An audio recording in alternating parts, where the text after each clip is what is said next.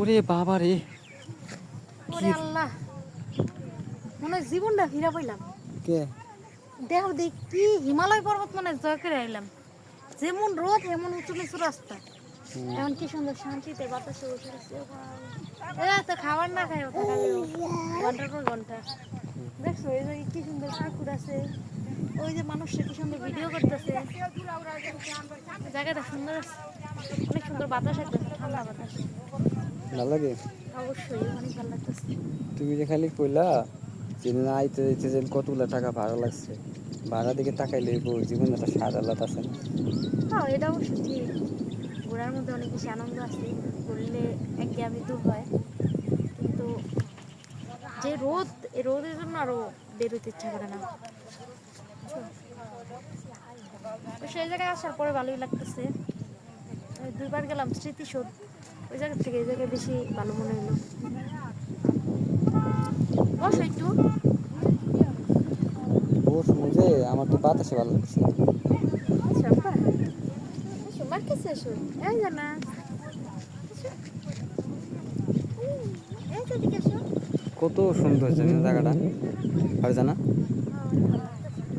অনেক মানুষজন আসছে, কিন্তু এই রোদের কারণে অনেকে আসে অনেকে আসে না। রোদটা কমলে দেখতে পারবা মানুষ। এই চিপা চাপায় অনেক মানুষ আছে, হ্যাঁ, চিপা চাপায় মানুষ বসে রয়েছে, ডাক্তার রেস্ট খাইতেছে, ওয়েট করতেছে রোদ কমার জন্য। চিপা চাপা যাওয়া দরকার নেই, এদিকে হোক। তো বস কেমন ওই যে করেছে? ওই যে ওই যে ছুটছে কিন্তু। আব্বু কোথায় যাও? আনাস, ওই দেখো তোমার বেকু গাড়ি আনাস, ওই যে বেকু গাড়ি। মনে তুমি হচ্ছে খেলা করো না বেকু দিয়া? তোমার ছেলে মনে করছে যে ওর এই বেকু গাড়ি এনে পড়ছে। বেকু তোমার বেকু, ওই যে তোমার বেকু। যাও নিয়ে যাও। যাবা বেকু গাড়িতে যাবো আব্বা?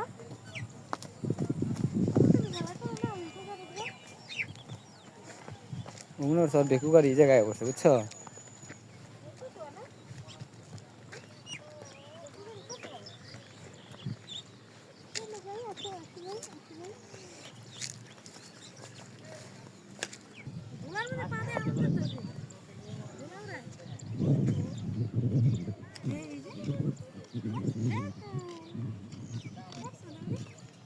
তোমার গাড়ি না, তোমার গাড়ি চলে আসলো নাকি? এখন কি করবো?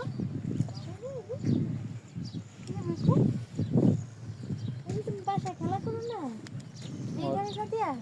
ওইটার এটা সত্যি কথা। ও মনে করছে কি যেন ওর যে বাসায় যেন ছোট একটা বেকু গাড়ি ছিল না ওর, ও মনে হচ্ছে ওর সেইটাই, তাই না? হ্যাঁ এই যে, কেমন ওঠো?